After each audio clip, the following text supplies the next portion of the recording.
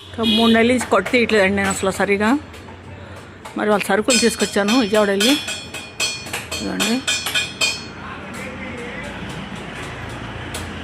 10,000 అయిందండి సరుకులకి.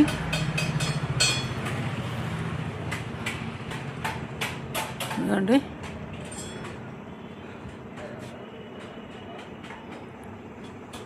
రోజువారీ షీట్ తీసుకున్నానండి. నేను ఎప్పుడు రోజువారీ షీట్లు తీసుకుని దాన్ని కూడా రోజువారీ షీట్లు తీసుకున్నాను. మరి కొట్లో సరుకు లేదండి. రోజువారీ 10,000 తీసుకున్నానండి. రోజువారీ తీసుకొని మరి సరుకు తెచ్చాను. మరి 3 నెలల నుంచి నేను కొట్లో ఉండలేదండి. ఎందుకంటే నేను ఎక్కువ బయట తిరుగుతున్నాను. ఎందుకంటే పని మీద అదే భూమి సమస్య గురించి అంటున్నాను కదండి. దానికోసం ఆఫీసుల చుట్టూ తిరుగుతున్నాను.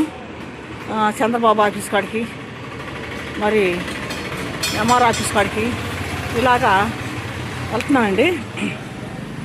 దానివల్ల కొట్టు పెట్టట్లేదు సరిగ్గా. నేను 3 నెలల నుంచి కొట్టు పెట్టట్లేదండి. మరి సరుకు తెచ్చి మళ్ళీ పాడైపోద్దని అందుకని తెచ్చుకోవట్లేదు నేను.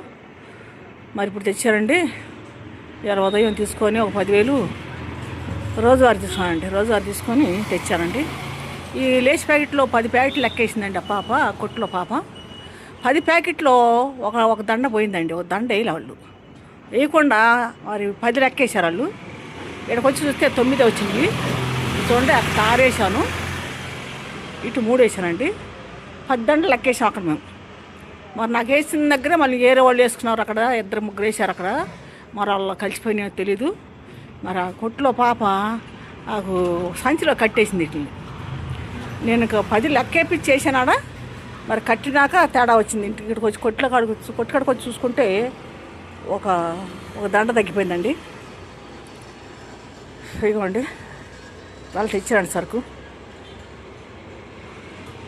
ఈ రేట్లు విపరీతంగా అండి, చాలా రేట్లు బాగున్నాయి. అసలు ఏందో రేట్లు తగ్గ పెంచేశారండి.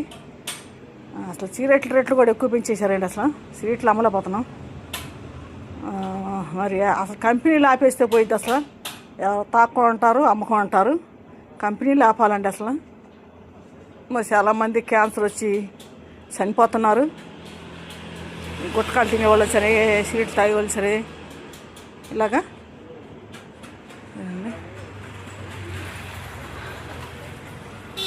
అటువంటి కంపెనీలు ఆపేయాలండి. అమ్మేవాళ్ళు కాదు ఆపటం, కంపెనీలు ఆపాలి. తయారవ్వకుండా ఆపాలండి. తయారవ్వకుండా ఆపితే అప్పుడు ఎవరు తాకరు, ఎవరు కూడా అమ్మరు. కంపెనీలు కాడ ఆపేయాలి. మరి లేస్ ప్యాకెట్లు మరొక దండ రాలేదు లెక్కలో, 9 వచ్చినాయి.